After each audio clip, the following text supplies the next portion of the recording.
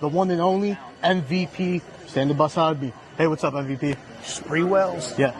Like Latrell? Like Latrell. Okay, all right. I'm a Knicks fan, so that works. Okay. All right. I am from New York, by the way. So, the number one question I want to ask you, when did you fall in love with the sport of wrestling?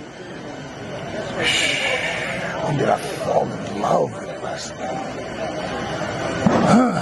Oh, man, I think I fell in love with wrestling.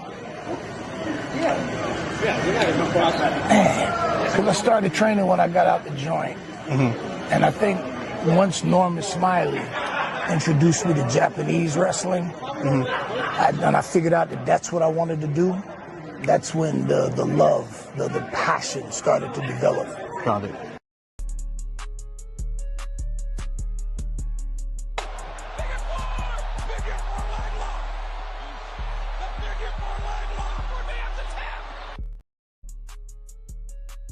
Salute and welcome to the Figure 4T, Figure Forest. I'm here today with my guest host, as always, Red Carpet Ring, and we're going to talk about MVP, Swerve Strickland, and Montez Ford. These stars recently spoke out about WWE poor booking. TBK, Red Carpet Ring, you want to add anything to the intro? What's going on? What's going on? Red Carpet Ring here. What's going on here today, man? What else going? How you doing? How you doing, Figure 4? Man, I'm doing good, man. I'm great. Having a great night tonight. We're gonna have a good conversation. You know, we not race agitators, but this topic and this controversy need to be spoke about. So yeah, absolutely. Here to talk about the truth and just call out everything from the beginning, from one wrestler to the next. Something that happens on in the wrestling community, as we can see that from the ancient times, from the beginning of wrestling, that some issues stay the same, some change, but some stay the same, and we are seeing that in 2024 here. Absolutely. So without any further ado, let's start with MVP, guys. Now, for those of you that don't know, MVP, former WWE superstar. These are his accolades, guys. He's a two-time United States champion. He's an IWGP Intercontinental Champion, the inaugural, guys. He's also a WWE one-time Tag Team Champion.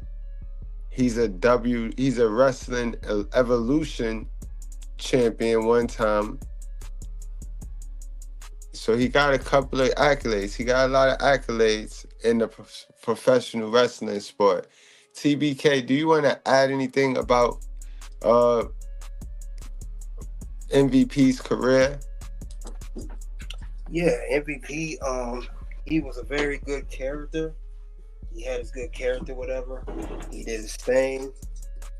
I will say MVP had a good rivalry with Matt Hardy over the United States Championship. And also say that MVP had the MVP Lounge. We forgot about that. He had a good talk show called MVP Lounge. And the longest reigning United States champion at one point. That's true. And one thing I like to say about MVP, his character was different. It wasn't goofy. It was believable. It was cool. It was sports. You know what I mean? He had the AI. He was Iverson. Yeah, with the braids he had and everything. Yeah. He also talked on the mic. He also talked on the mic too. Yes, he could. So, for those of you that might not know, he not too long ago left the WWE and went on to AEW. He also not too long ago spoke about why he made the jump. So that was part of the intro, and we're gonna get into that right now, and then we're gonna chop it up. And I want y'all guys to tell me what you think. And I want you to pay attention, because we got 3 interviews we're gonna go over today, and stick around to the end because I will drop the link for those of you that want to chime in if we have enough time. All right. But we have 3 interviews, and they kind of, you're going to notice a pattern. You're going to notice a pattern, guys, in what these guys say about how WWE booked these particular stars. Let's get into MVP. The one and only MVP, standing beside me. Hey, what's up, MVP? Spree Wells? Yeah. Like Latrell? Like go try. Okay, all right. I'm a Knicks fan, so that works. Okay. All right. I am from New York, by the way. So, the number one question I want to ask you, when did you fall in love with the sport of wrestling? When did I fall in love with wrestling? Oh, man, I think I fell in love with wrestling. Because I started training when I got out the joint. And I think once Norman Smiley introduced me to Japanese wrestling, and I figured out that that's what I wanted to do, that's when the love, the passion started to develop. Got it. And another question I want to also ask you is, what do you look forward in your next chapter in your career right now? Well, the next chapter currently is AEW. Yes. Got the boys back together, the Hurt Syndicate. So I want to end that chapter the way it should have been ended. Okay. So we got plans to do some really good business at AEW. And then I got a few matches left in me. I'd like to have a few matches before I hang it up for good. Because I'm not officially retired yet. No, you're not. So I want to have my final retirement match. And then after that, we'll see, man. You know, I'm enjoying this role as a manager, a mouthpiece, doing commissioner work. So if somebody wants to keep paying me to come around and grab a mic and run my mouth, I'll do it for as long as they pay me to do it. But otherwise, as far as wrestling, you know, that chapter's coming to a close pretty soon. And, you know, right now I just want to have a good time making money with my friends. Of course. And the last question I have for you is the frustrations that you had in WWE. Why did you feel like you needed to leave WWE to go to the independent scene? Well, I'm not on the independent scene. I'm at AEW. I left the first time to go to Japan. Got it. This time, I didn't want to resign, and I let it be known that I wasn't going to resign because the new management in place, anytime, I don't care where you work, whatever you do for a living, when new management comes in, it's good for some people, not good for other people. Some people, new people come in, old people go. So I just felt that it was definitely time to go because the new management just wasn't for me. Got it. And I ain't for him. Well, guys, this is MVP. I'm Spree Wells, and this is Drop the Heat. This right there. I appreciate MVP. For sure, man. Thank you.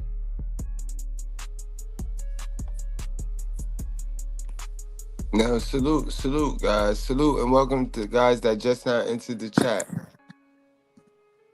So you heard it, guys. And I've been telling you this for a long time. When new management come in, they bring their guys. And if you're not their guy, or they can't see how they can adjust and make you one of their guys, you pretty much gonna be uncomfortable, and you're gonna want to leave. And that's pretty much what a lot of the people that's talking about WWE right now, the Edges, the MVPs, Bobby Lashley, you could throw in there. And if you notice the pattern with those guys wanted to do something, and WWE just said, no, you can't do that. Now, TBK, the Hurt Business, honestly now talk to me, TBK. Do you think the Hurt Business still had gas left in that tank?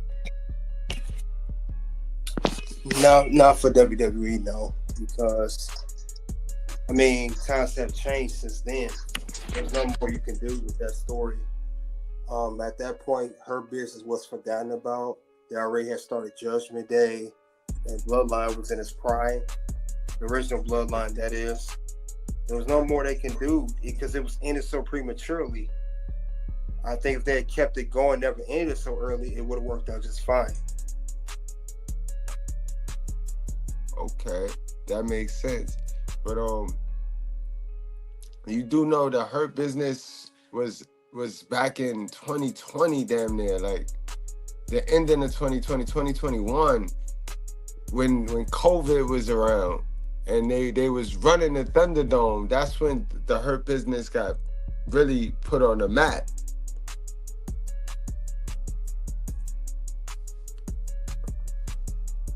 So, chat, what you guys think? Very true.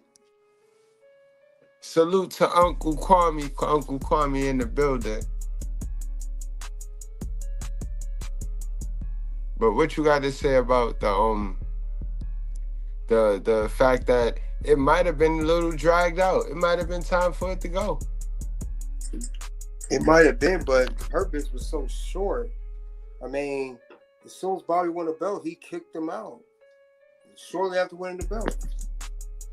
That's a fact. They could have stuck around longer.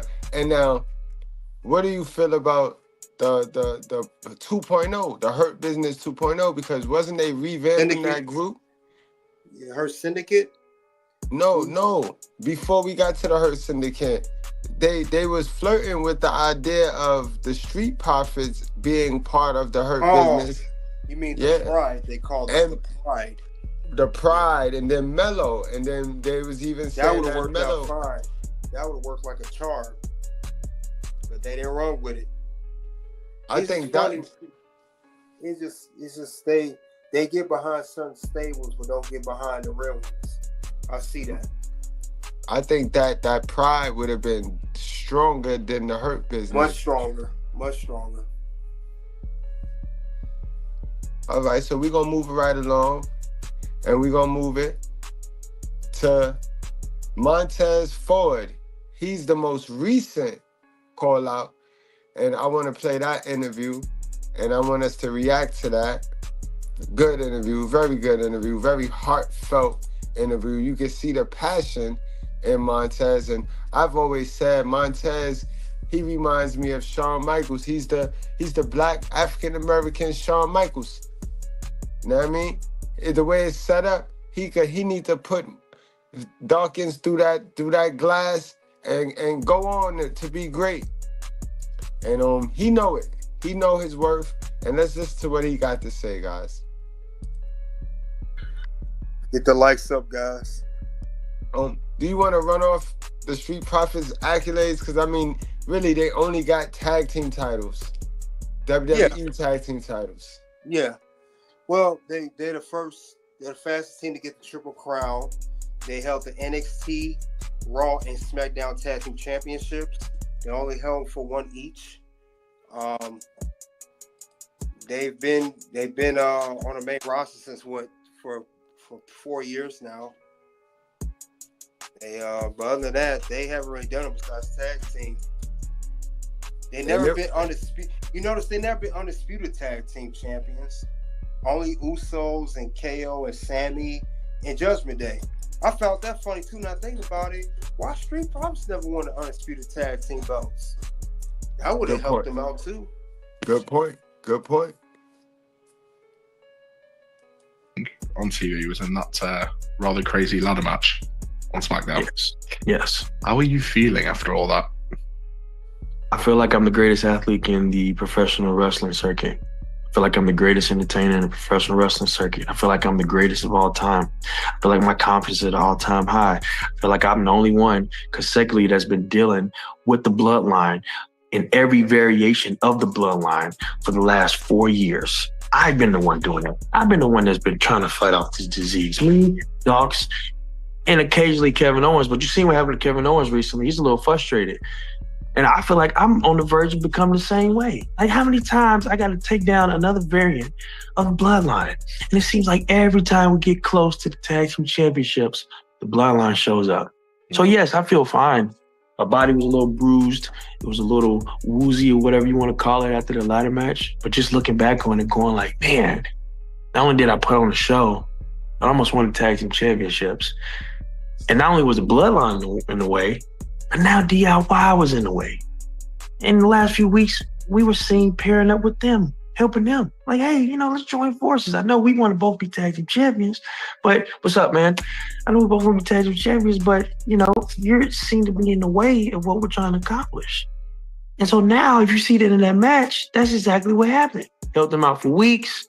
We finally go for the titles. And then they tend to remember what this is all about. So feel well, but now it just seems like the kindness is starting to get taken for weakness in a lot of ways, man. You know what I'm saying? So Adam, I think there needs to be another shift, you know? Has to be. Listen, what if you can start your own lending business, helping other business? Now, right there, Montez calls it out. Like, it should be another shift. And he's absolutely 100% correct. Like, I'm about tired of this bloodline story. This bloodline story is in my book, it is overdone. It is overdone. What do you got to say about that, TBK? More like the water line. Number water. It's watered down. It's watered down at this point. That's what I'm start calling them. More like the water line. And I'm tired of seeing all the Anoa'i family getting all the shine.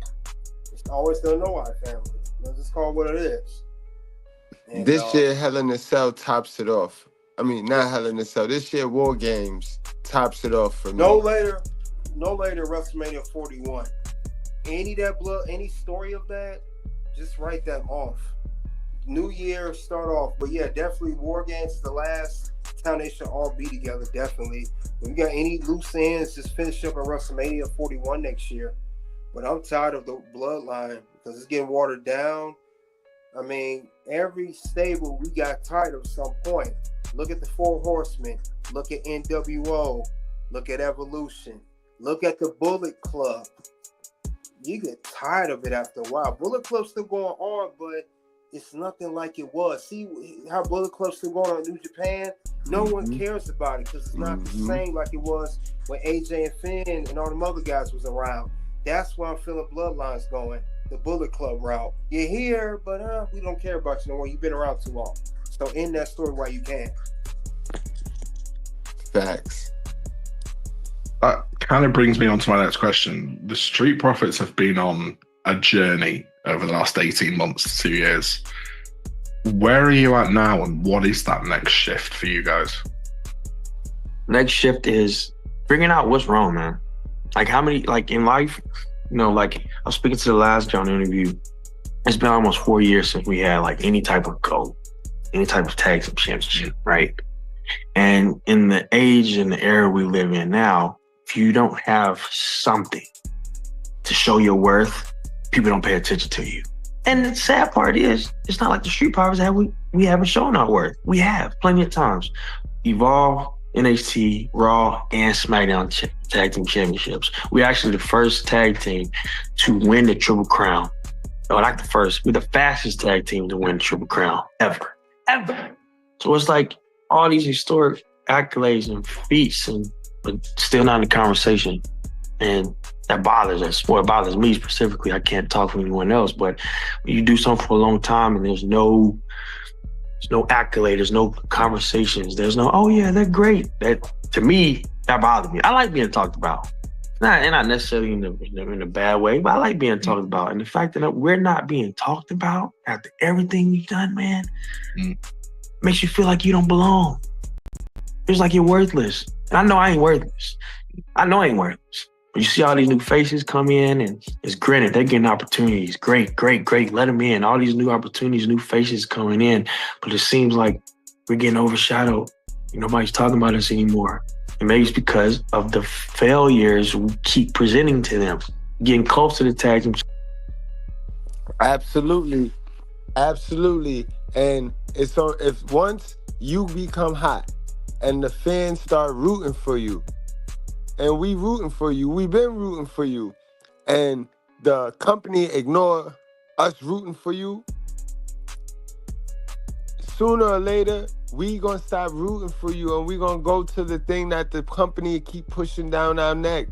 Cause who wants to root for a loser? And that's not necessarily saying that talent is a losing talent. if the company do not get behind you, because this is scripted TV, guys. Remember, these guys not in the square circle really fighting each other. Because if they were, we know how that'll end 9 times out of 10. Unless you go get Brock Lesnar, we know how that's gonna end. You know what I mean? So we got to really, really, really do better. WWE, we got to do better. Championships fail. Get right there again. There's Bloodline. There's DIY. There's another hub. There's, now you're in a 4-man group. That stops. Now you're in a 3-person group. But you get closer to taking championships again, and no, it doesn't happen. So now all these thoughts are going through my head where do the adjustments need to come? Who do I need to add? Who do I need to subtract? Do I need to change my method and approach to all this stuff? All these things are showing up right now. So that's how I feel. I know it's a lot, but it's a long answer, but that's how I feel right now. And it feels like a therapy session at the minute. It kind of is. Someone that has talked about you is your other half, Bianca. She was asked recently about you going on a singles run. And she said, and I kind of feel like everyone feels like this, you are ready for it and everybody wants it. But she said that you kind of feel guilty because of how close you and Dawkins are. So what are your thoughts on that? Well, I think what she was saying, we're speaking on is, when I first got signed to NXT or developmental around 2015, and my first match around 2016. Mm-hmm. And literally right after that, they put me and Docs together. Like the end of 2016, and we debuted in 2017 on NXT TV. So this has been the only thing I have done since I've been with the company, the Street Profits. Mm-hmm. I haven't done anything else. I haven't done single stuff, haven't done solo stuff. And I think what she means is kind of similar to Survivor's guilt. Been with this person for so long, we built so much. So for me to take off and just do things on my own, kind of feels like I'm leaving him behind. But I realized recently, that's not my fault. And that's not a knock to him. That's not a knock to anybody. But I know how talented I am. I know how much I brought to the table for the Street Profits, and I know how much I've inputted to the Street Profits to make it what it is today. If I decide to go my way, and it's not with the Street Profits, and whatever happens after that, either does successful or it fails, that's not on me. Because me is on me. And I think that's why she said that, because like I said, we have such a close-knit relationship and been together for so long. And she knows how much I not only just care about him, but the Street Profits as a whole. But now, Red Carpet Ring, how do you feel about that statement right there, man? Being a Street Profits fan, how do you feel about that?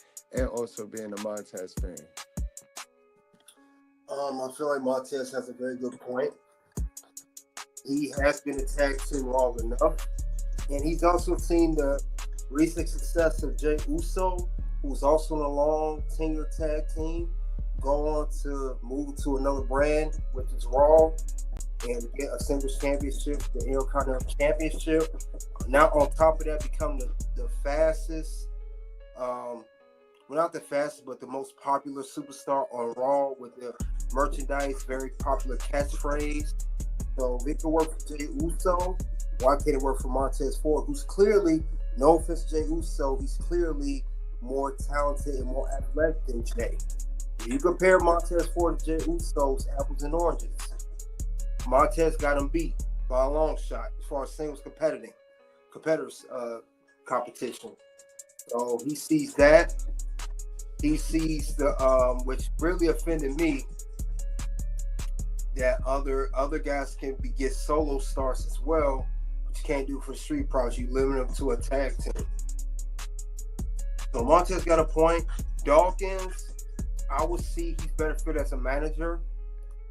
He could manage Montez, or if you don't manage him, you're gonna get your pink slip. I mean, it has to go down that way with tag team. If you think about it, Figure 4. Remember APA, the Alkalites, Farouk and Bradshaw, dominant tag team, tearing everything up. But guess what? JBL gets the opportunity to be in a singles career in SmackDown. What happened to Farouk at that time? He got released. And it happens like that with tag teams, even great dominant ones. The Acolytes are kind of similar to the Prophets. They won a tag team goal before, and they're a very good tag team. That's one of my favorite tag teams. I like APA. I like the Acolytes. But if JBL had stayed there in that tag team, there would have been no JBL, the WWE champion. There would have been the wrestling god. So again, if it could work for that situation, why can't it work for Montez Ford, leaving the province and doing his own thing and possibly becoming a world champion? Right. And let's be real. They act like we got a lot of good guys. They act like we got a lot of face. And it's not even a lot of face on no levels, mid-card or main event level. We don't have a lot of face. We got tweeners that are really good bad guys that we got to make face, that are not believable faces. But we don't really have that pure, genuine face other than Cody, who showed heel tendencies. And he's just, it's just something about Cody. I love him, but he's a rose. He's a rose. And it's something about him, man. He's Ric Flair mixed with, well, we talked about this yesterday. John Cena. He's a modern day John Cena. Right. He's Ric Flair mixed with John Cena.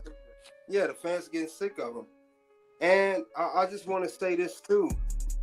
What I don't like about a pattern that we're starting to see right now that's forming, people are not walking or want to walk because you're not just because you're not trying, you're not even giving them a chance. I think that's the main issue with Triple H. You didn't even give them a chance. Even if they did drop the ball, can I at least get the chance to drop the ball? If it don't work, you immediately just didn't want to run with it. And not just him, Swerve Strickland too. You didn't even give him a chance. Let Montez get the opportunity to at least flirt with it for him to go solo. I haven't seen that yet. True. Very true. I've been ready ever since I started watching this. And I'm not going to say when the opportunity comes because, you can't really necessarily say when the opportunity comes because opportunities. You know how this place works. But I will say that when that day happens,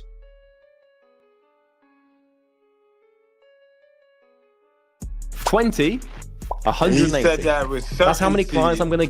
He swagged out right now because that's the confidence. It's not even arrogant, He's confident in what he's saying. Swagged out. He looked at the camera. He's serious.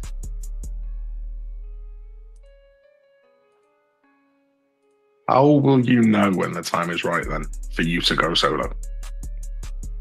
I would say when everything I'm doing now isn't working. I feel like I'm on the cusp and the verge of that now. I feel like for the last, like I said, we've been together since late 2016, early 2017. We've won Evolve, NXT, Raw, and SmackDown Tag Team Championships. But right after we lost the SmackDown Tag Team Championships, we haven't had no success since then.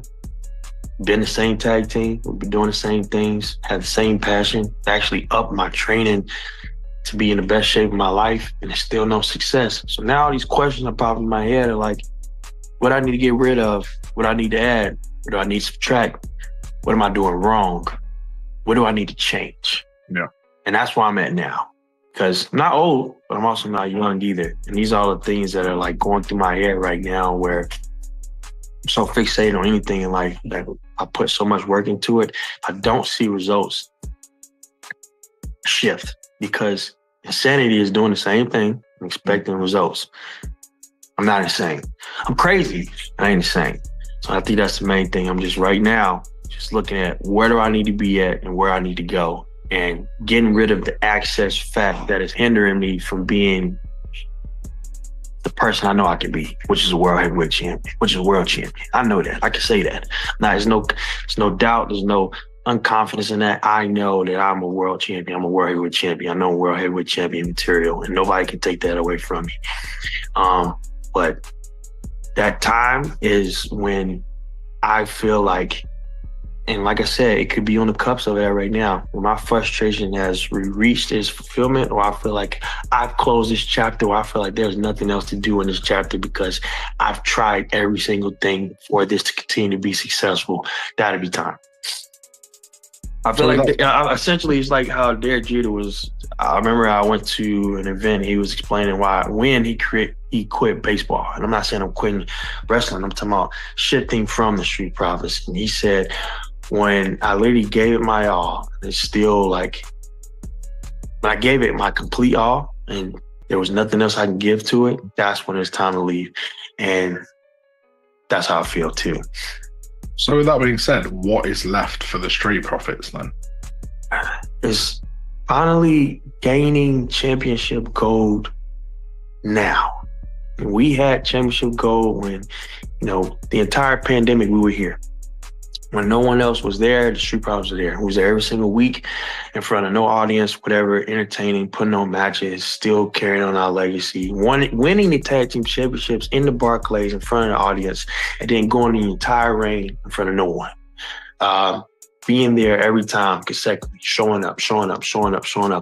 And then right when the crowd starts coming back in, we lose the tag team championships, and then we never gain them back ever again. And then we try, we scratch, and we claw, go through this, we go through that. There's speed bump. There's 4 and 3 years of the bloodline. And it's just like, man, like, what are we doing wrong? And I think that's where I'm at now. What am I doing wrong? Something has to happen, because if I'm feeling this way, I know the fans are feeling this way. Like, it has to be a shift. It doesn't necessarily mean like I have to go rogue or I have to go crazy. It just means something has to shift, because obviously what I'm doing currently is not working.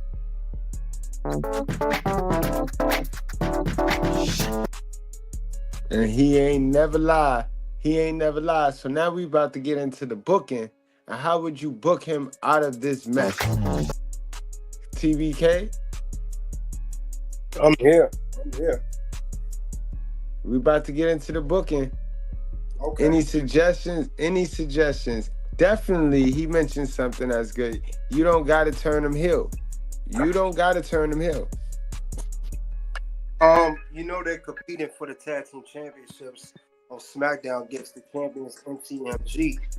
I don't know if Triple gonna work away and have them beat them. SmackDown against the champions. Yep. So that could be a possibility. If they don't win SmackDown, the tag team belts, I would say it's time for a split. They don't have to split up, because Montez, the longer you wait, the work. It's gonna be too late to make the move. Facts. I mean, the Miz did get breaking for John Morrison. Well, I see so many people swim to, and look at how his career went. That's a Miz fact. was that star as Miz. He started out as a single star, but he was known for a tag team for a while. Then became a single star. Facts. I mean, you could look at Chad Gable. You could look at Tommaso Ciampa. When he left DIY, he took off with Goldie. With that whole Goldie, that was it. That was everything. Yep, very true. He could be one. There's so many guys, man. Booker T, Edge, all start out tag teams. Right. Like, got to give opportunity to it. I mean, this is time now. If they ended on good terms, if the Street Profits does end, it would be nice if they ended on good terms, which is rare in WWE for a tag team. So that would be nice. I think if you look at your whole kind of WWE career, you've been around for 9 years. Time out. That's also another option right there. We don't gotta necessarily have him turn on Dawkins. He can actually turn Dawkins into Big Daddy Cool Diesel, and he could be Shawn Michaels. You know what I mean? He could be the Diesel to Montez Shawn Michaels. And that'd be cool. What you think about that? What you think about him being a diesel to Montez, and he just like a bodyguard? He could get in some in-ring action when he stick his nose too far into the business. He can get into some in-ring action. That's actually not a bad idea. Not a bad idea at all. Years. You've wrestled more than 600 matches. Do you feel you've earned that respect of not just the fans, but of your peers and everybody? Because you didn't go the traditional sort of indie route that people talk about these days. You know, you made your own path through WWE. Right. 100%. Like, I know, like, you know, professional wrestling has like this period where you have to, like, you know, gain respect or whatever. I feel like if I haven't gained the fans' respect at this point, something's wrong. I'm not doing something right. You know, something, like I said, it goes back to like, like, do I need to shift? Do I need to do some things to be in the conversation? Like, and then for the longest, I was double dutching. I was like, dang, is something wrong with me? Like, I'm not in these conversations. I'm not doing this. Like, I feel like, gosh, I'm in the best shape of my life. I'm having these crazy matches. I'm having these great performances, but I'm still not in the conversation. So I'm just like, dang, and I look at everyone else who's in the conversation, not as athletic, not as sharp, not as distant. And it's not a knock to anybody. It's just, what do they have? What are they doing? What are they possessing that I don't have? What do I need to shift into to get what they got right now? And that's where I'm at. Like, literally sitting back, observing everything. Because for the longest, like I said, I thought something was wrong with me. Like, what's wrong with Montez? Something's wrong with Montez? You're not in shape? You don't talk well? You don't dress well? You don't have swag? You ain't got fashion? You ain't got passion? Like, are you a WWE superstar? Like, literally, this is the stuff that's going through my head, because you go through, like, not being unsuccessful for a long time and things aren't happening in your life, you start questioning yourself. That's me, though. Like, I always reassess myself. I don't look around and go like, oh, it's Doc's fault, it's B-Fast's fault, it's his fault. I always look at myself first. But when I start questioning myself, I start realizing, I have all these accolades. I am strong, I am fast, I am athletic. In my opinion, probably the most athletic person on the roster. My wife's in the other room making sure, you know, she'll... I think that's also another fact that he's saying right there. Name somebody who is more athletic than him. Who should be scripted as more athletic than him? Who? Because Jey Uso, he's, like you said earlier, he's better than Jey. And I know it hurt his heart to see Jey get up there and do that splash, that Uso splash, when his move is the frog splash, and he could have pictured himself. I know he could taste it. He could taste the championship win. But what do you feel about that, bro? I feel like he got a point. I mean, that's what I'm saying. Dawkins could, like this in his comment right here, he can't be a bodyguard. I agree with that, but I'll say Montez, there's nobody more athletic than him. I mean, Montez has really, he did up his training. And I don't get it. What more does he have to prove that he could be a solo star? It's crazy. So, yeah. But then it's like, okay, you have all these things, so what is missing to get what they have? What is missing to get that Universal Championship? What is missing to get that World Heavyweight Championship? What is missing to get that Tag Team Championship, that World Tag Team Championship? What is missing? I have everything else. What is missing? And that's what I'm on right now. And that's what's been eking me for like a long time. So I know it's just therapy session, but that's where I'm at right now. Would you say it's something missing, or that there's been something in the way? Because the entire time, it's been the bloodline at the top. Not just the bloodline, but the bloodline storyline with everyone involved from the outside. That's been there the whole time you've kind of had this frustration. I've been telling DIY this, and even the argument last Friday was... Now, everybody's going to say the obvious, which is not really the obvious. They're going to say the red cup. Give it to the cup. Give it to the cup. But if you give it to the cup, then what he's going to replace it with?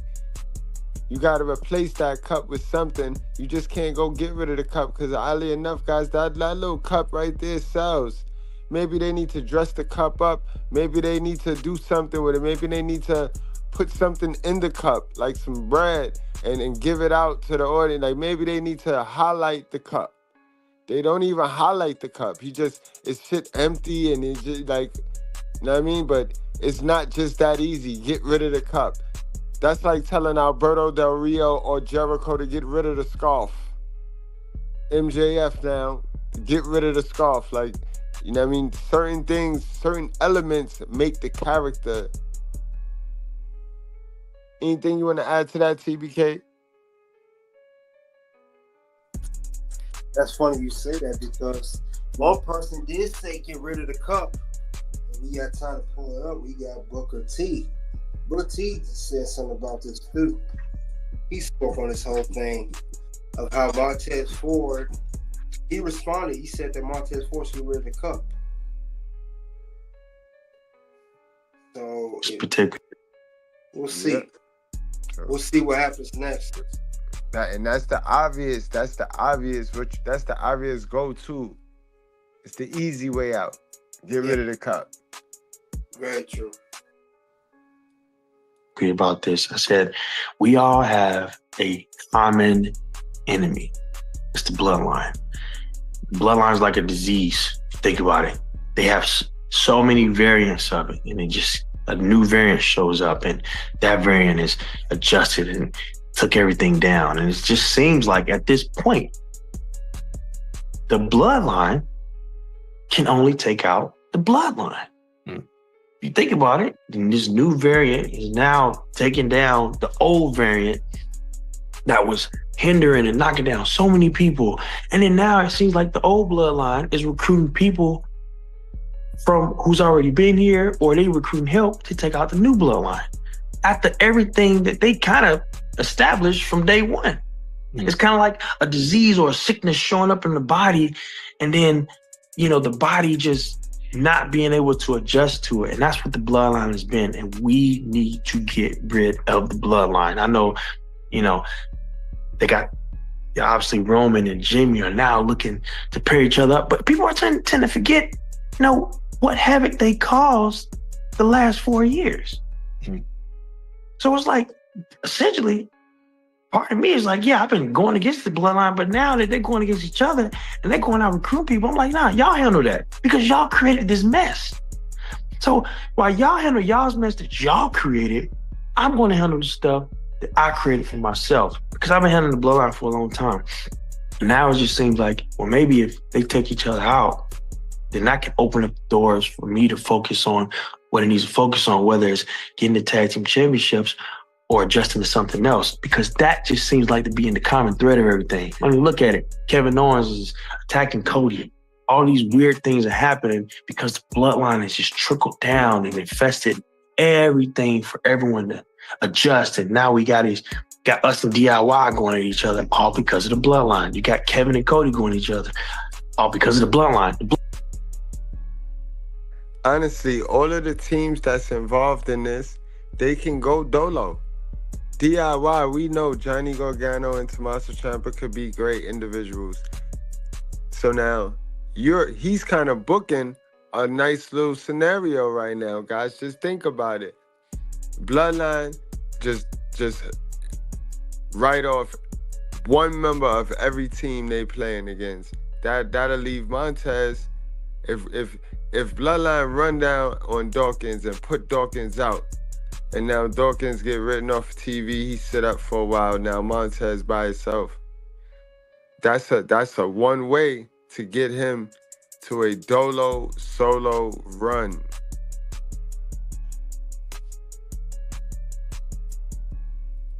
Bloodline has been the common denominator in every problem that's been happening.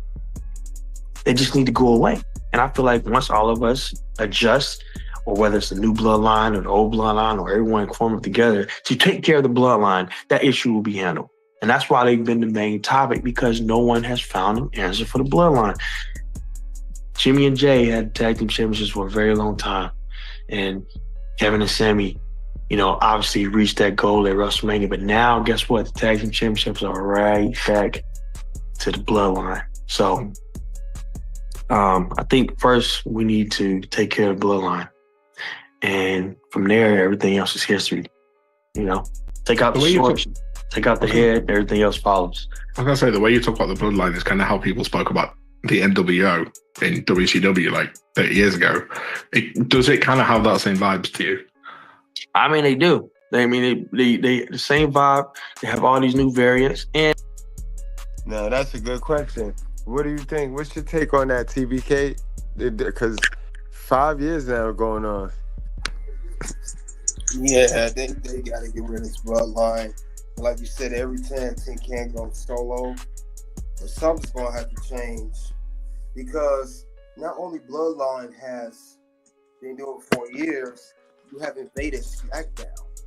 That's what it's mostly ran on. So everybody that's been on SmackDown for the past 4.5, 5 years have been affected by the bloodline. Its prophets have been a part of that. People have been affected. Kevin Owens, a few others. That's right. And they wear red and black like the Wolfpack.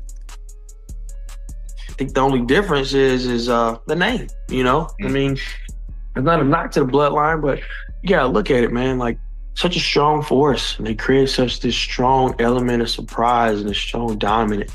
And then they didn't realize how much power they created, because now the very same thing they created is the very same thing that they have to form up and destroy. It's kind of like, it looks like the Avengers all over again. Like, literally they got rid of Thanos, but Thanos is the exact same person they need to take care of the new threat. It's the same thing. Bloodline, such a huge threat. But now another variant is formed, and that same bloodline that caused the havoc now has to take out the new havoc, because this new variant is different. It's a little bit more rogue. It's not controlled. They do what they want. It's very sporadic. It's like, whoa, what is this? Okay, guys, can you help us clean up the mess we made? And the problem is the bloodline's even getting stronger, because the old bloodline is going back to recruit people that they caused turmoil to help take out the new bloodline. And those people are going like, nah, that's your business. So now this new bloodline is getting even stronger, because the old bloodline needs help taking out the new variant, and the people aren't helping. That's how they feel right now. Like, even me, for example, I dealt with that for a long time, but also I'm trying to win tag team championships. And you asking me to help take care of this variant? Or you asking Kevin, or you asking Cody to take care of the new variant? They got their own stuff they got to worry about. And weren't y'all the same people that caused the havoc before? Make it make sense. Don't pay anything to fix your roof. New York City homeowners can get a free roof while... Make it make sense. I guess the only good thing about it is it makes for very good TV, which brings me to my next question. WWE landscape overall is about to change in a huge way with the Netflix deal. I mean, the company's breaking records almost weekly. You've got the big Netflix deal and all the good stuff that comes with that. What is it like for you guys to be part of the locker room in this huge new era for WWE? I think it's fantastic. Netflix is such a huge platform. Over 200 million weekly, or actually over 200 million monthly subscribers. Netflix has been out for so long. It's got so many accesses to so many countries, so many continents. Like, so many people can now see WWE. Like, we can literally expand more on the first W in our name, which is world. And by being on Netflix, it does extend us to that global stage. More people get to see wrestling, more people can see Raw, more people get to see our content, more people can see what the fuss is about on Netflix. And unlike, the movie theaters, unlike a subscription to your favorite website, you don't have to pay that much to see WWE. You don't have to pay to see the best entertainment, the best athletes, the best storylines. You don't. Netflix is a huge platform, and all the streaming devices and all the content will be there, live, direct, in effect. And I think it's such a massive deal, because to think about like how many people have access to Netflix is crazy. Like, everybody and their mama has access to Netflix. So it's a very exciting time for us, a very exciting time for us to show the world what we're about, the hype is about, and show our different talents to so many different, not just different eyes, but new eyes. And that's such a huge opportunity for everyone across the board. And also Netflix has so many different shows and contents, you know, for the WWE talent. So for us to have WWE on there, which is different, which is fresh, which is new, you know, hopefully it gives more interest to the other shows and stuff on there to see the talent display themselves. And, you know, eventually WWE takes over the entire Netflix. You know, when you turn on Netflix, you don't just see WWE superstars on Raw. You see them on whether it's the Love is Blind or whatever it is, whatever other shows that they have going on, you see WWE talent in there. So I think it's great, and I think it's the start of a WWE takeover. All the time that you've been with WWE, what's been the biggest difference for you as a talent from like when you first joined to now? I would say the biggest difference from me first joining to now is the comfortability. I feel like in the beginning, I kept trying to find myself. I didn't come from like the indie background, like you said. So like I watched my whole life. So like I didn't necessarily know like my validation. So I would go online and just look and see like what was good. And obviously, you know, you go online, it's probably not the best thing to do. So like I would say now is just being comfortable in what I do and that I'm confident enough that it's going to carry through and that I'm telling the story that I'm trying to protrude out to the WWE universe. If that makes sense.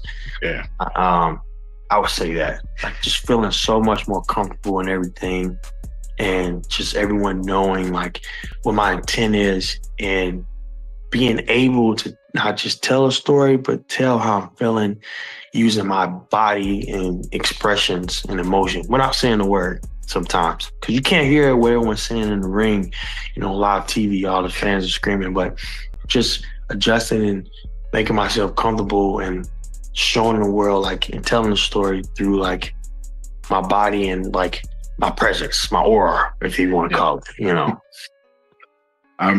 So I kind of like asking this next question because I get very varied answers, but are there any misconceptions or rumors about you've heard over the years that you just want to set straight? It's a great question. I think one is, I did see this one recently, is that, and I think it was back to what you was asking earlier. You were saying, Montez Ford doesn't really want to go solo because he's afraid of leaving his partner. Now, I'm not afraid of anything.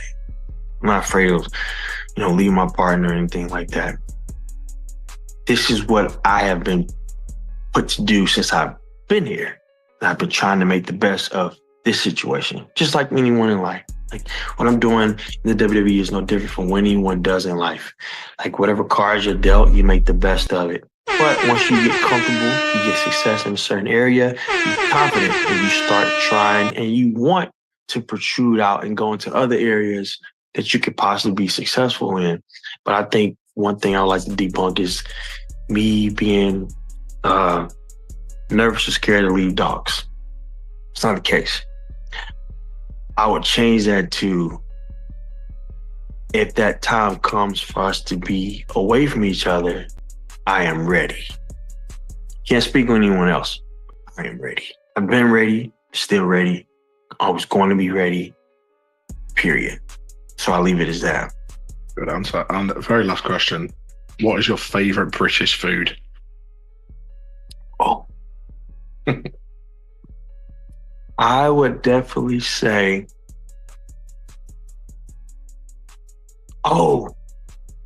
what's the name of that pie? It's a pie. You probably know exactly what pie I'm talking about. Babe, I'm gonna ask my wife. It's called, because we always get it every time we go to the UK shows, they bring it to the actual catering and we kill it. It's a certain type of pie. Let me grab it.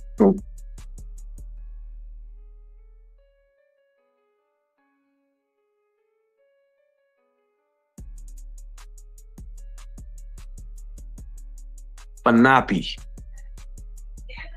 It's like banana and coffee. Oh, Banoffee. Yeah, Banoffee.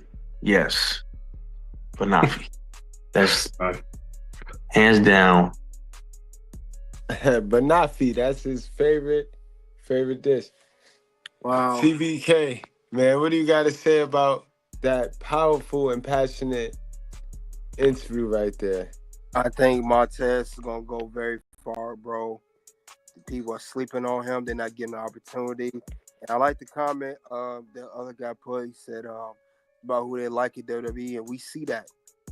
If you don't have a system behind you, no matter how talented you are, how over they will not rock with you. You gotta play that game by their rules. That's how WWE is. That's a fact. So let's move the show right along, and let's get to a star that also made the transition. One of the first, well, I don't want to say first, but one of the well-known people that made the transition from NXT to AEW, guys. And let's hear what his gripe was with the WWE, and that is Swerve Strickland. Before we get to that, do you want to give him a briefing on the character's change? Because you know Swerve in NXT days, and you know his days with Hit Row. So you want to give him a briefing on that, and how well did he do? He was with Hit Row, with a team of him, the stable of himself, Dollar, B-Fab, and Ashanti Adonis, who's back in NXT now.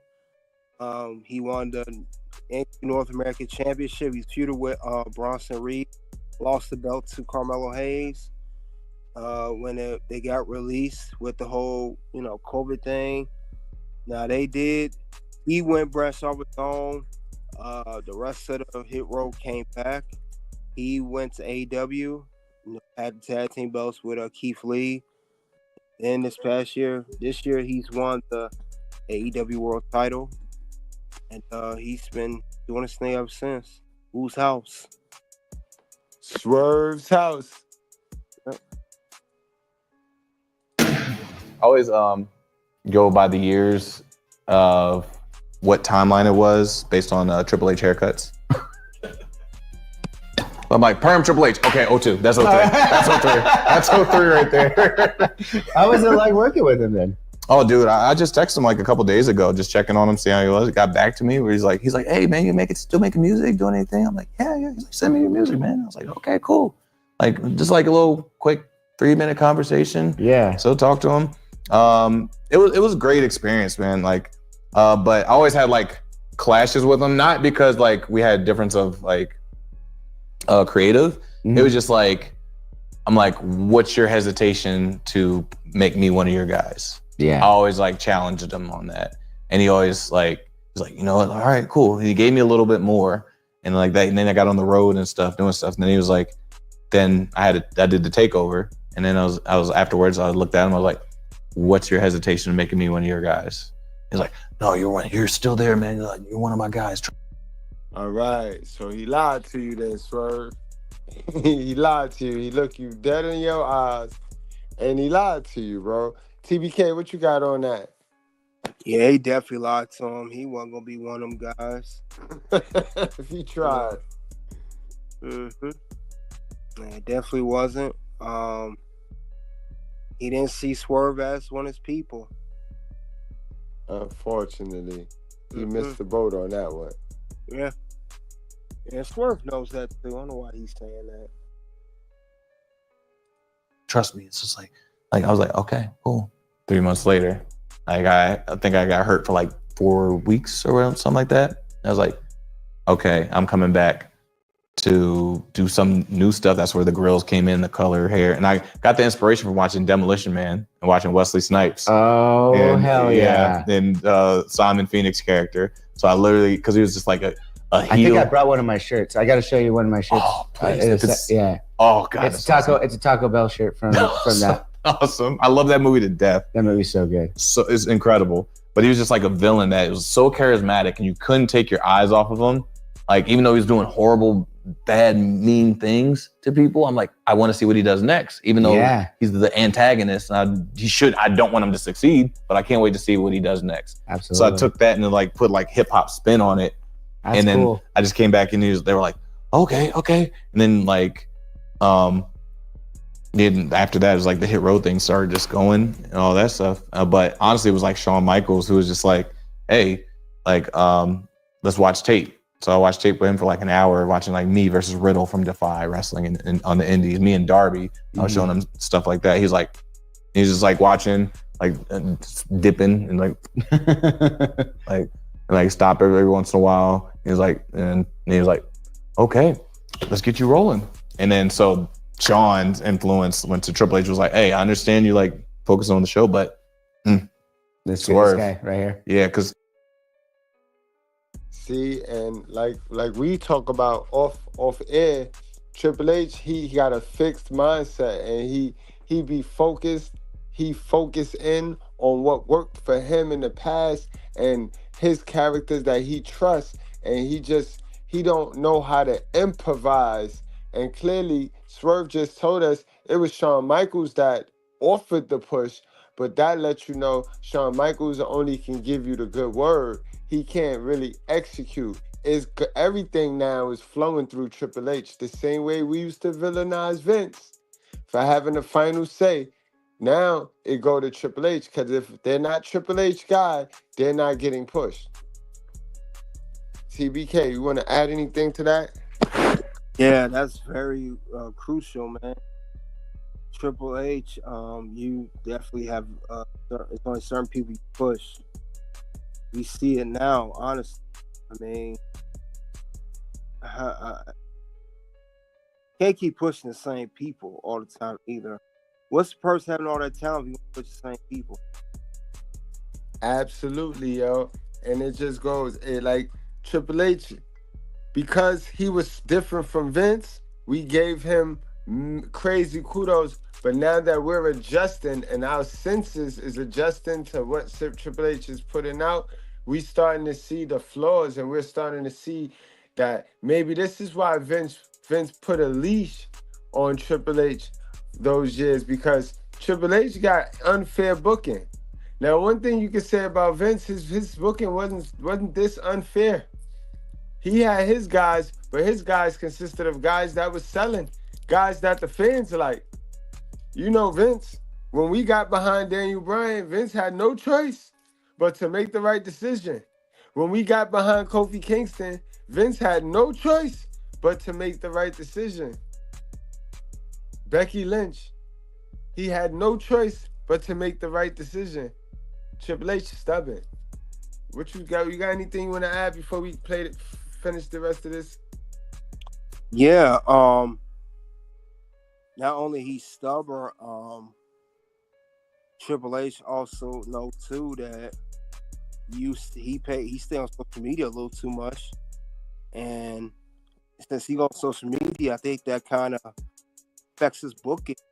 He goes off what the media say on social media. He can say he don't, but I think he does, and you can see it now. He does a lot of the same stuff, rinse and repeat. So it's simple. He didn't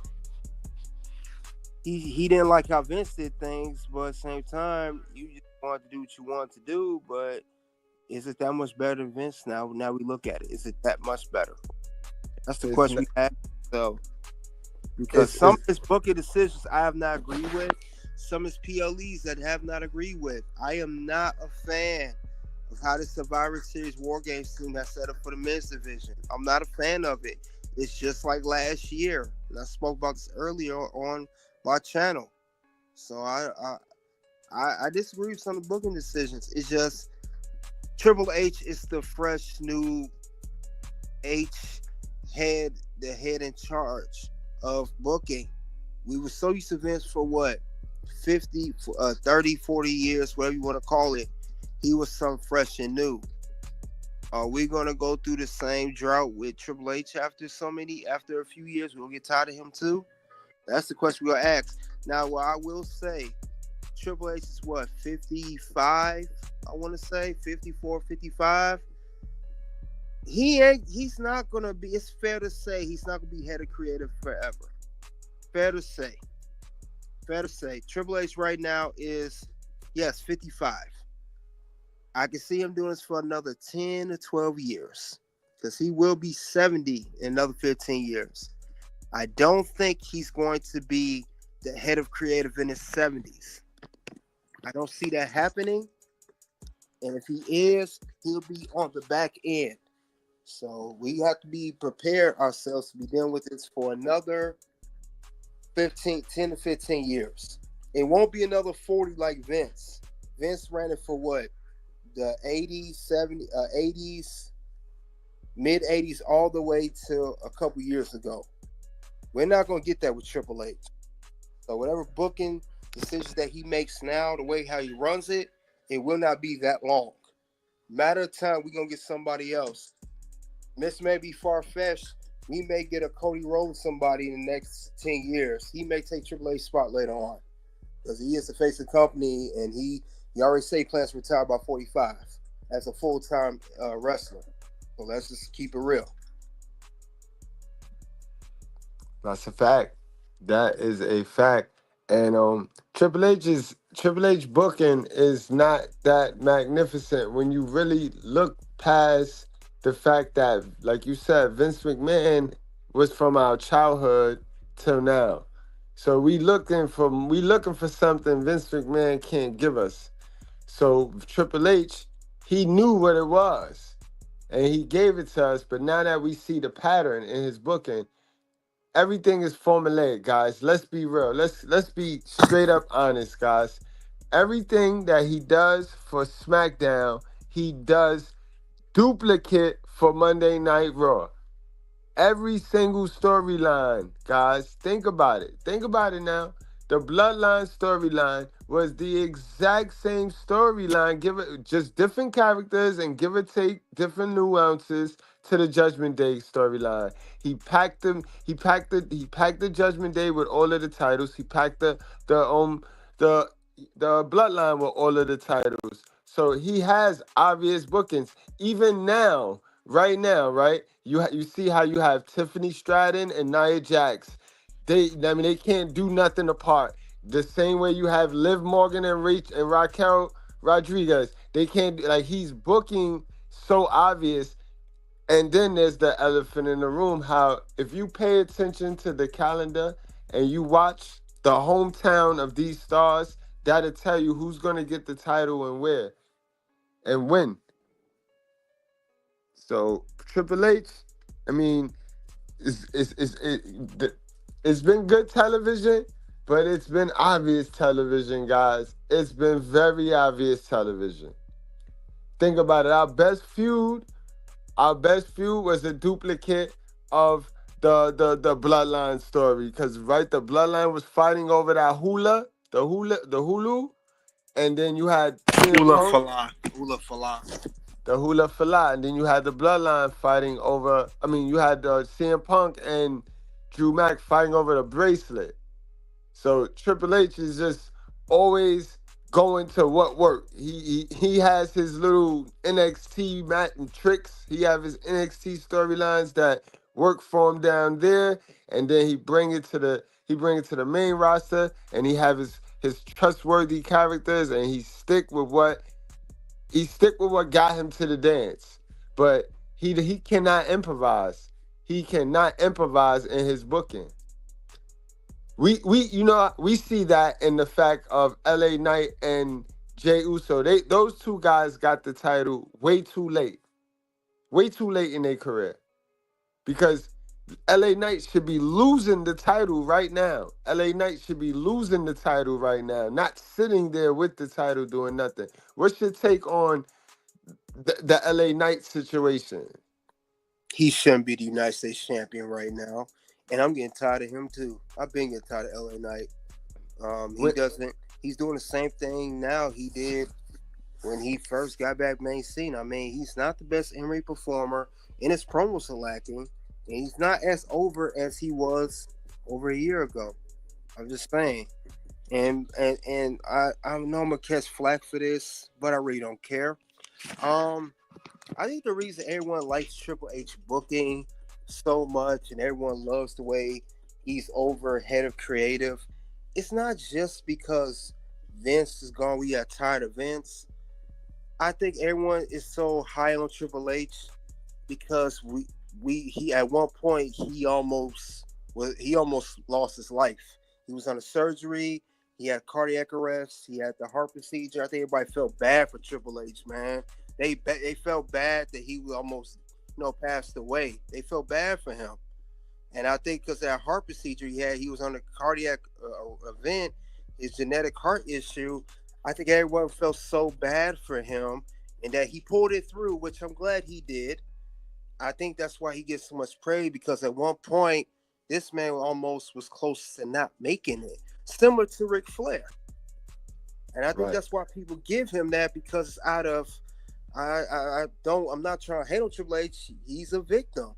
He almost, because of working under Vince, he almost passed away, and I think everyone feel bad for him. Like Paul Heyman, go back to the Hall of Fame ceremony early this year. I am a Paul Levesque guy, and everyone's clapping, and the camera was all on Triple H because he almost passed away. And I think that's what it is. People feel sorry for Triple H. That's a fact. But, and then the other half still remember Triple H and that infamous promo he shot on Booker T, where he said, "You guys are just good enough to get to the dance." And it's crazy because that was over 20-some years ago. And in 03. You haven't booked that one black champion yet. I mean, right. You haven't booked nobody yet. So was it really Vince McMahon behind it, or was it you behind it? And that's a fact. That is a fact. That is a fact. Now, if he didn't screw over his own kind, then I would call him a flat out, R word. But the him and Shawn Michaels for years been screwing over everybody. So, he just has a problem with power. And if you put power in the wrong hand, everybody go down. So, let's continue with the Swerve interview.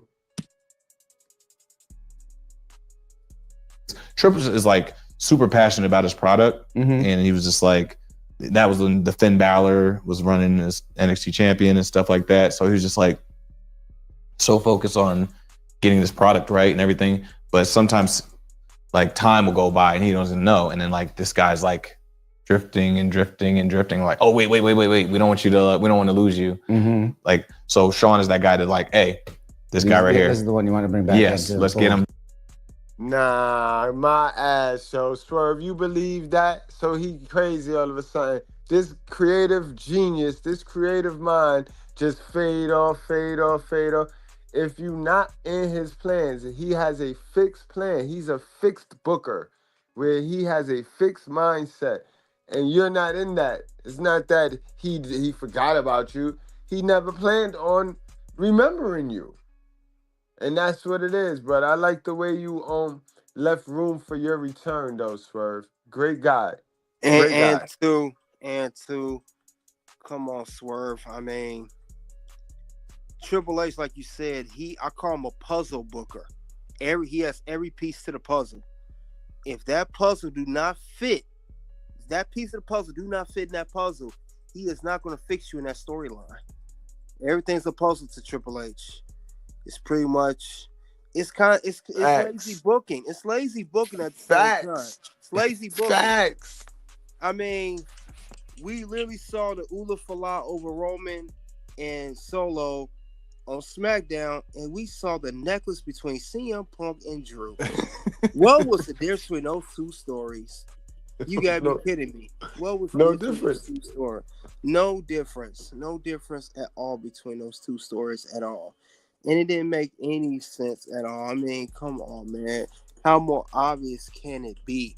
And another thing I like with Triple H booking, we got too many stables on Raw and SmackDown. Can we get rid of some of these stables already? We got LWO. We got the Final Testament. We got American Made. We got the YS6. We got the Judgment Day. We got the Bloodline. Like, how many stables we gonna have? I mean, we don't need to. Everybody don't have to have a stable. It kind of makes stables stale. So let's stop that. Cut these stables. Let's. I don't say all stables gotta go, but just some of them have to be gone. Back then, no matter what Vince McMahon y'all say about Vince didn't have all those stables running around. He limited the stables. Like, yo, you had one dominant stable on Raw and you had one on SmackDown, and that's it. That's all you had. When we saw back in the day, we had Evolution on Monday Night Raw, and back then on SmackDown, I think JBL had the Cabinet, or Kurt Angle had Team Angle or something. It was just one, not two, not three, and certainly not four. Just one stable. That's all you gotta do. Facts on facts. Let's get him right. He's like, okay. So like it was Shawn that gave the extra punch, but like I always just had like firm talks with Triple H. I wasn't afraid of him to have it either. Well, I mean, that's part of, I mean, it's circling all the way back to kind of the beginning of this conversation too. Mm-hmm. You want to be able to have those conversations still, right? Yeah. Like, and not get like a door slammed on your face, right? Right. I think like you want people to like know what their product is and what they're bringing to the table. It feel like it's like Shark Tank going up to talk to these guys, like, but you're the product that you're presenting. Yeah. You know, you can't come in there like, like a little hesitant, like, I'm not sure, like maybe, like, can you do something for me? Like, no, here's what I have. This is what I want to do. This is what I can do for you. And this is what we can really make some magic here. Don't hesitate. Don't miss out on this opportunity or else it's going out the door. Right. And some people are like, you know what? I believe you. You believe in this so much. I'm going to believe in you. Let's go. But they're also, you're going to have to cash that check at the same time. Mm-hmm. When you bring that up, you're like, all right, you came in with this energy, match it. Yeah. Now that we give you the opportunity. Yeah. And I felt like I did that with him. And ever since then, I feel like Trips was like, you know what? That's when the script came away. He'd start throwing scripts away. He's like, you got a minute, talk. Yeah. Yeah. Like, oh, you want to rap on? All right. You got 7 minutes segment. Yeah. Do your cipher and perform your song. Go do it. Wow. Yeah. And because I believed in myself and what I was delivering. And at that point, I was like, I was in my zone too. And I just knew it. Everything I knew, I was like, I think this will work. And it worked. And I think, like, let me try this. And it was like, okay, good. Like, then it got to a point, I was just like, you know what? I'll figure it out there. Live TV. I'll figure it out. Oh, so you went with the programming, bro. You went with the stereotype. You put yourself in a box. I was about to say that. I find it funny. I find it funny. All you AEW people, you say you like AEW, you like Tony Khan, he's a great boss and all that. You say you got a night, and you guys, have signed over to AEW with very lucrative contracts for whatever, reportedly, how much money you signed for. Yet you still talk about the past with WWE. I see this with him. I see this with Mercedes Moné. Why all y'all always talk about WWE? Don't you have your own business in AEW? I see all your former WWE people do that. Now, when Jade Cargill became the WWE, she had to say in a press conference, "Oh, that's no question about AEW. I ain't that no more."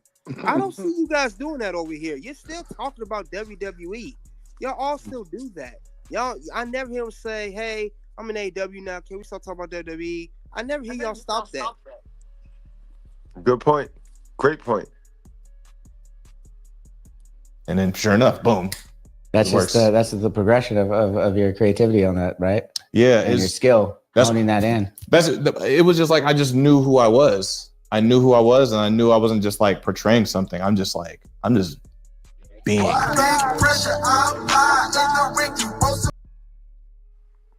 Man, and that was Swerve. And I got one more Swerve piece that I found important.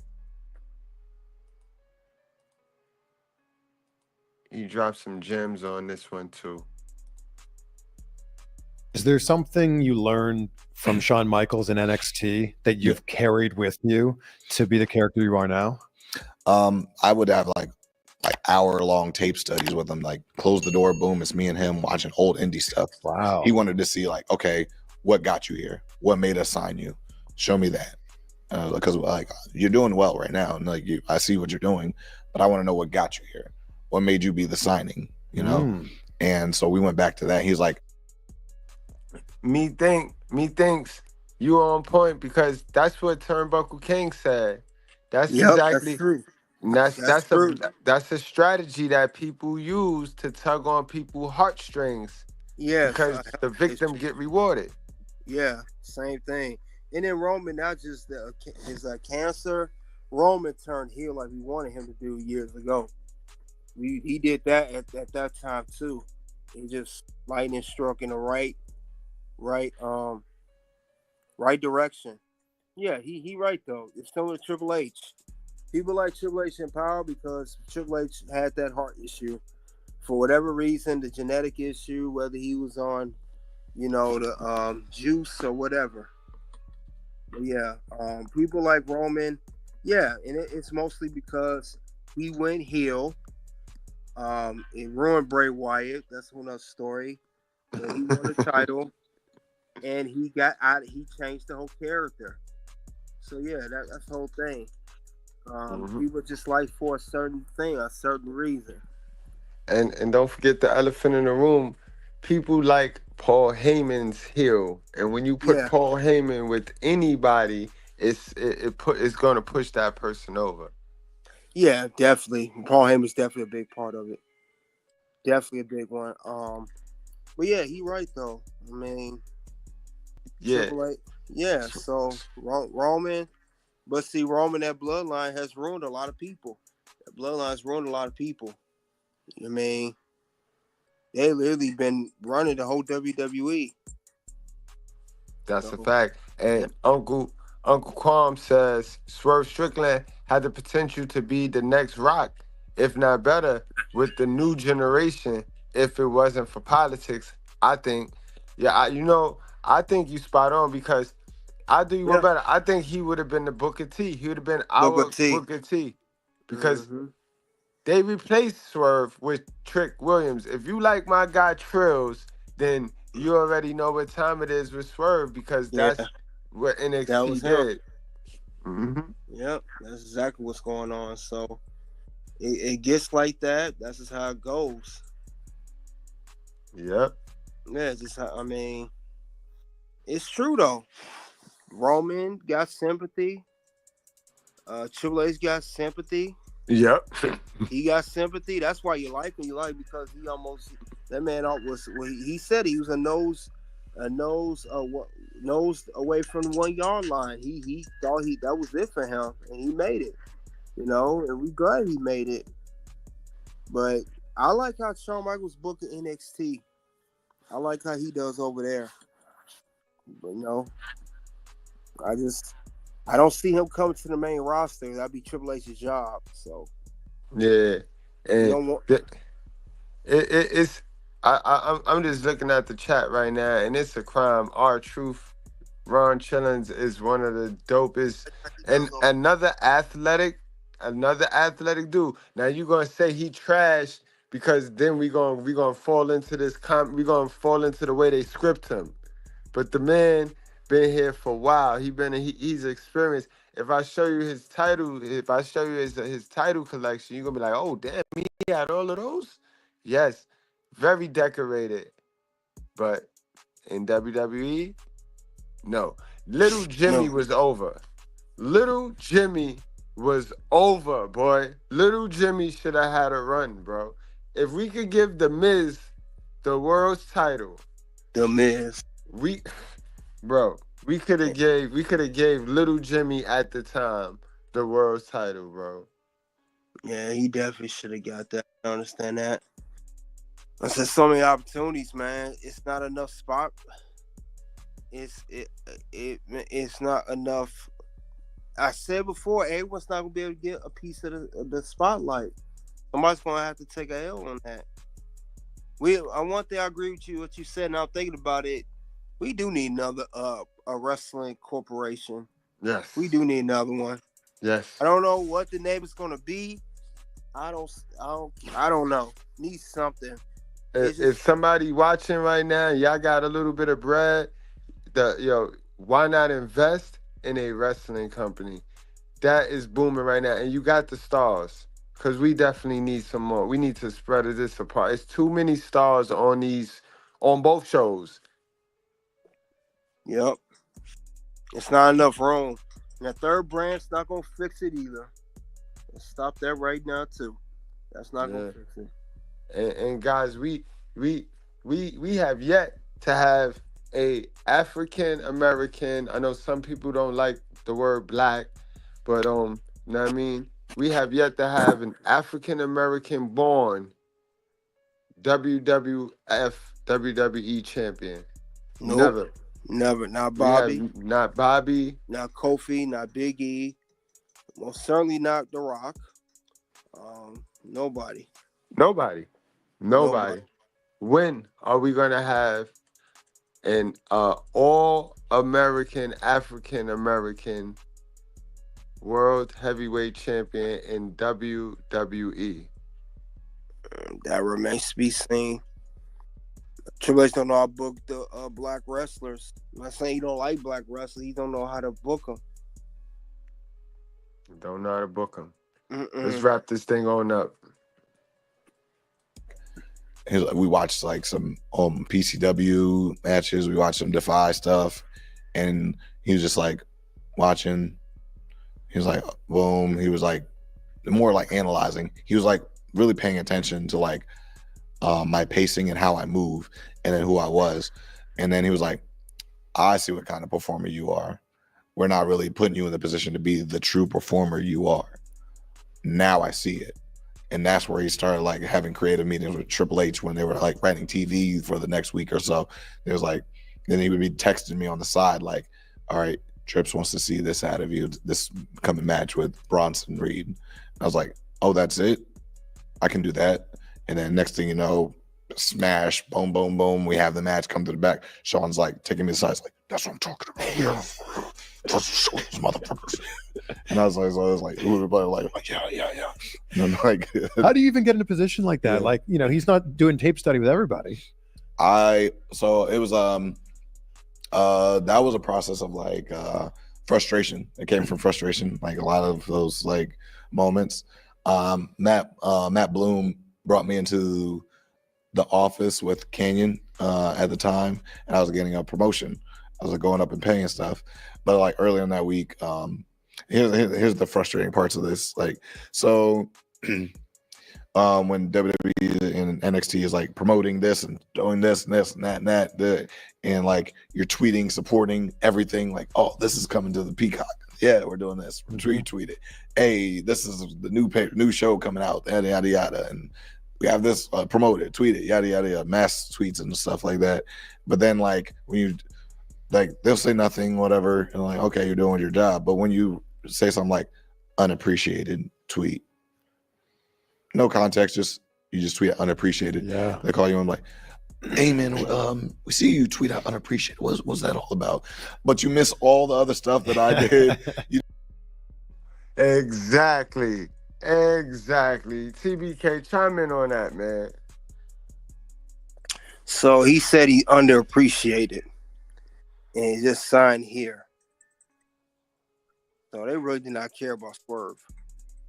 No. So whenever he do something good, it go unnoticed. They don't notice that. Oh, it's like, oh, you gotta post. Like, bro, I've been posting.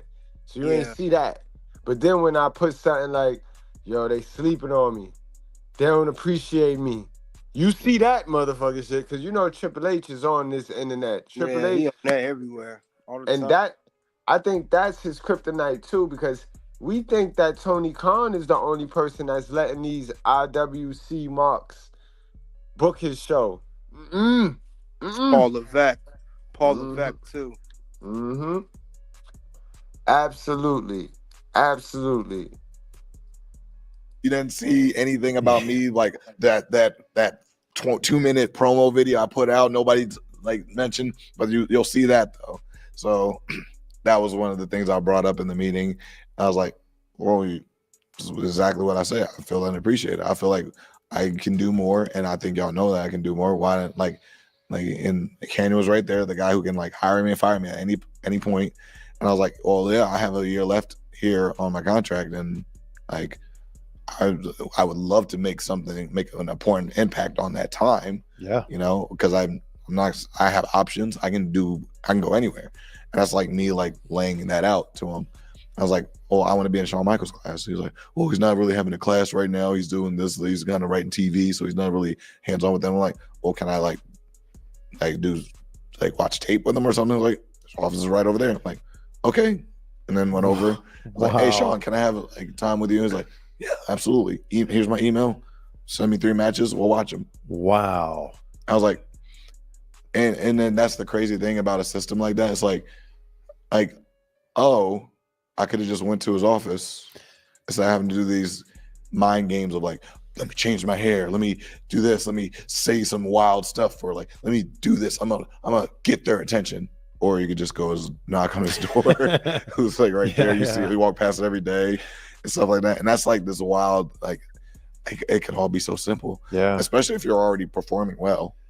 Like if I understand, like you got to pick your spots too, and like you got to earn the equity in order to be able to do that. Absolutely. And by that time, I was already doing like the NXT, like the takeovers and like the Worlds Collides. I was already being on everything in weekly TV, but I always told Triple H at the time, I was like, my first 2 months there, I was like, hey, thank you. I appreciate everything that you're giving me, and I'm happy to be here. What can I do to be one of your guys? And 3 months later, hey, appreciate everything. Thank you. Like, this has been awesome experience. Appreciate you having me here. What do I have to do to be one of those guys? 3 months after that, like a year now, I'm like, what's stopping me from you making me one of your guys? You see it, and his story has been the same, and that's the common thread on our live stream today, guys. Everybody, and it's sad when it ain't about your talent, it ain't about your skills, not about what you bring to the table. I gotta be your guy. Montez said it, MVP said it, and now Swerve is saying it. I got to be your guy. I got to kiss your butt. It ain't about my skill. You part of your talent, part of the reason why people glorify Triple H and Shawn Michaels is because they supposed to have some magical ability to identify talent. They're doing a heck of a job. They're doing a heck of a job. Now it's like I'm putting the pressure on him because like now the equity has grown. Now he knows I'm serious. I know what I have to offer and stuff like that. And that may be like, I don't know, that may be like, and it could be taken as a disrespectful, like you don't know what you're talking about. You're not seeing me here, but that's those risks I got to take, you know, like give me the chance to fail. Absolutely, man. And it's been a dandy, guys. I dropped the link. You guys got to paste that in your Google browser, not your Safari browser. It won't work in the Safari, only the Google. We're going to be here for about 3 more minutes, just chopping it up. We want to hear you guys' thoughts. Come on, join we creating a community over here, guys. Remember, ain't no wrong or right. This is wrestling. It's pro wrestling. Ain't no wrong or right. You know what I mean? We want to create a safe community where everybody can share their own thoughts and think for themselves. You know, I can't stand one of them gatekeeping communities where the big head leader of the channel sit up there and just talk, and don't give the people a chance to talk. So come on, guys, join the live and share your thoughts on this poor booking. TBK, anything you want to add? Right. Yeah, it don't matter what you do. You can't, if you ain't one of his guys, you're just not one of his guys. No way around it. There's nothing you could do about it. We learned that. Nothing you could do about it. No matter you swerve, keep an eye out for Carmelo Hayes. That's all I gotta say, because he ain't looking too happy either. They don't do nothing with him. He'll be the next one to speak on this. Watch, or give us a subtle hint. That's a fact. That's a fact. And if we lose Montez, we can count our blessings with Bianca. We can guarantee it. Bianca is not going to stay with the company if her husband leaves. Not at all. Not at all. All right, guys. we're gonna get on up out of here. We're gonna go on and get up out of here.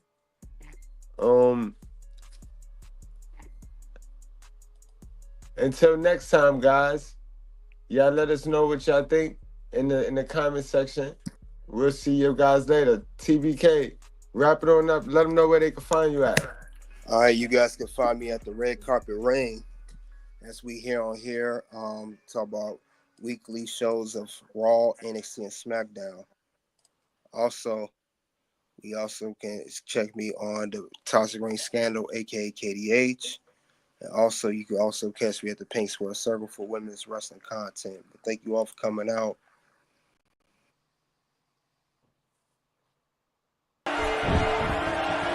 He knows his opponent is completely helpless to resist the submission hold. He's in.